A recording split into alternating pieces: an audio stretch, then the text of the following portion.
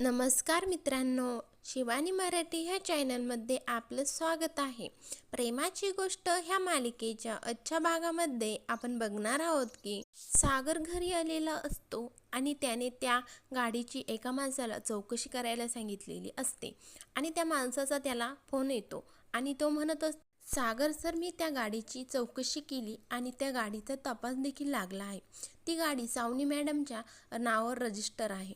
हे ऐकल्यानंतर सागरला धक्काच बसतो आणि त्यानंतर सागर म्हणत असतो, म्हणजे हे सगळं सावनीने केलं आहे. तर तो माणूस सागरला म्हणत असतो की मी त्या गाडीचा पाठलाग केला होता, पण त्या गाडीमध्ये वेगळंच कोणीतरी माणूस बसलेला होता आणि मी त्या माणसाचा फोटो काढून तुम्हाला पाठवलेला आहे. सागर म्हणतो की हो हो, मी चेक करतो आणि तुम्ही ही माहिती दिल्यामुळे तुम्हाला खरंच खूप थँक्यू. त्यानंतर सागर फोटो चेक करतो आणि तो फोटो कार्तिकचा असतो.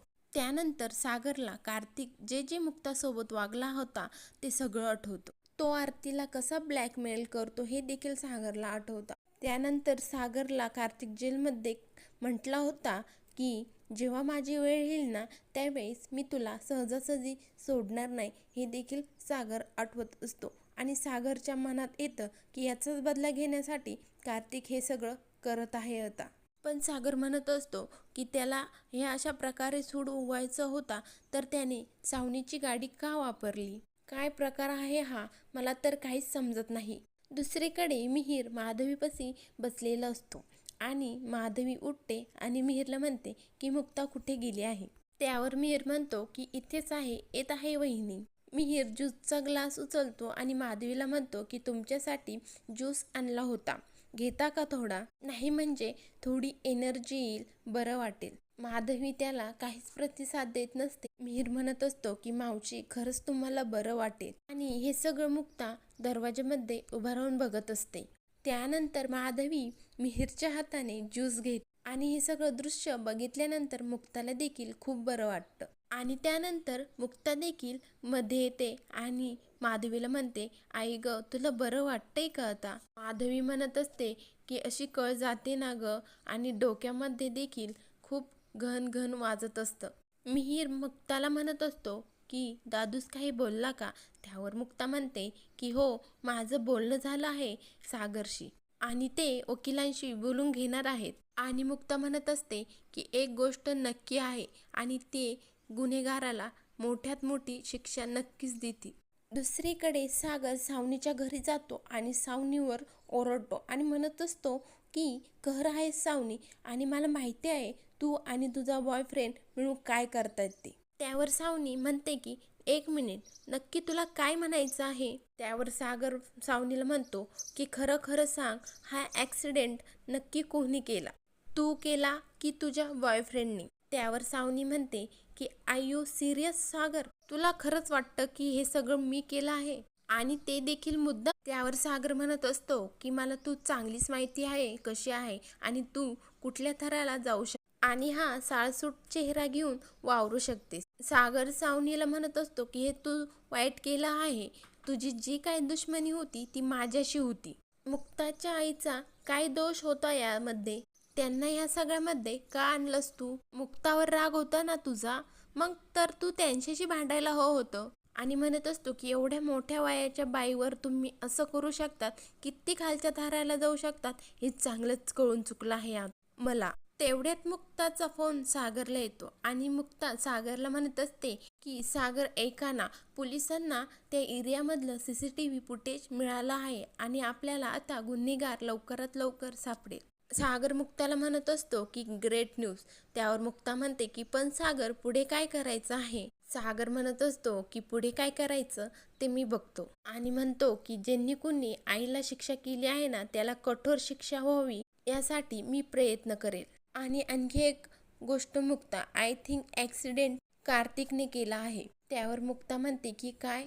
त्यावर सागर मुक्ताला पुन्हा म्हणतो की एस, कार्तिक. मुक्ता म्हणते की तुम्ही कुठे आहात? तुम्ही आता कार्तिक समोर आहात का? बोला की सागर. सागर म्हणतो की मी ते सगळं घरी आल्यानंतर बोलतो. ठीक आहे. त्यावर मुक्ता म्हणते की लवकर या तुम्ही घरी, आणि फोन ठेवून देतात. सागर मात्र खूप रागाने सावनीकडे बघत असतो. दुसरीकडे मुक्ता एकटीच विचार करत असते आणि म्हणत असते की आईचा ॲक्सिडेंट कार्तिकने केला, त्याच्याकडून चुकून झाला आहे की त्याने मुद्दामून केला आहे, काहीच कळत नाही आता. पण नाही, त्याच्याकडून जर चुकून झालं असतं तर तो थांबला असता, त्याने आईला हॉस्पिटलला नेलं असतं. ज्या अर्थी तो आईला डॅश करून पळून गेला, याचा अर्थ त्याने हे सगळं मुद्दामून केलं आहे आणि हे सगळं त्याने सूड उगवण्यासाठी नक्की केलं असेल. त्यानंतर मुक्ताला कार्तिक तिच्याशी जे जे वागला आहे ते सगळे घाणेरडे क्षण तिला आठवतात. दुसरीकडे सागर सावनीला म्हणत असतो की कार्तिक जेव्हा जेलमधून बाहेर आला तेव्हा मला एक प्रश्न पडला होता की त्याला जेलमधून बेल कोणी दिली, आणि आता मला सगळ्या गोष्टींची लिंक लागत आहे. कार्तिकला मुक्ताचा सूड घ्यायचा होता आणि तुला माझ्यावरचा राग काढायचा असतो, म्हणून तूच कार्तिकला जेलमधून बाहेर काढला आहेस. सागर सावनीला म्हणत असतो की पण एक गोष्ट लक्षात ठेव, तुला आणि त्या कार्तिकला मी सोडणार नाहीये आणि आत्ताच्या आत्ता पोलिसांना फोन करून खरं काय आहे ते मी सांगतो. सावनी सागरला म्हणत असते की सागर प्लीज पोलिसांना फोन करू नकोस. त्यावर सागर सावनीचा हात झटकतो आणि म्हणतो की माझा हात सोड, आणि म्हणत असतो की तुला दाखवतोस मी काय करू शकतो ते. सावनी तरी देखील म्हणत असते की सागर प्लीज पोलिसांना फोन करू नकोस, नाहीतर खूप मोठा अनर्थ होईल. सागर म्हणत असतो की जे व्हायचं ते होऊ दे, आता मी थांबणार नाही आणि आता कार्तिकला जन्मठेप झाल्याशिवाय मी शांत बसणार नाही आणि तू पुन्हा एकदा चुकीच्या माणसाचाच हात धरला आहे. सावनी म्हणत असते की नाही सागर, तुझा काहीतरी गैरसमज होत आहे. सागर तिच्यावर रागवतो आणि म्हणतो की गप्प बस आता.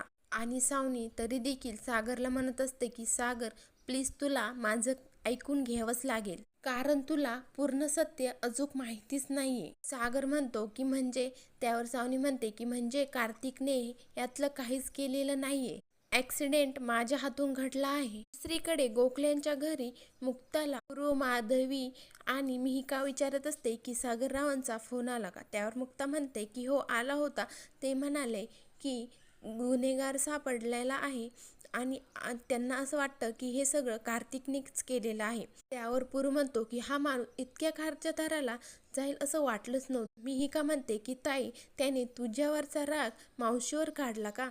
मुक्ता म्हणते की या सगळ्यावरनं असंच वाटत आहे. मी पूर्व म्हणत असतो की मी आता या माणसाला पोलिसांच्या ताब्यात दिल्याशिवाय राहणार नाही, आणि मुक्ता पूर्वला अडवते आणि म्हणते की नाही बाबा, आपल्याकडे पुरावे काहीच नाहीये त्याच्या विरोधामध्ये, आणि सागर जेव्हा पुरावे घेऊन येतील ना तेव्हा आपण त्याला सोडायचं नाही, मोठ्यात मोठी शिक्षा त्याला देऊ आपण. दुसरीकडे सागर सावनीला म्हणत असतो की तुला तर मग मोठ्यात मोठी शिक्षा झाली पाहिजे. सावनी म्हणत असते की सागरला, सागर तू प्लीज माझं पूर्ण ऐकून घे.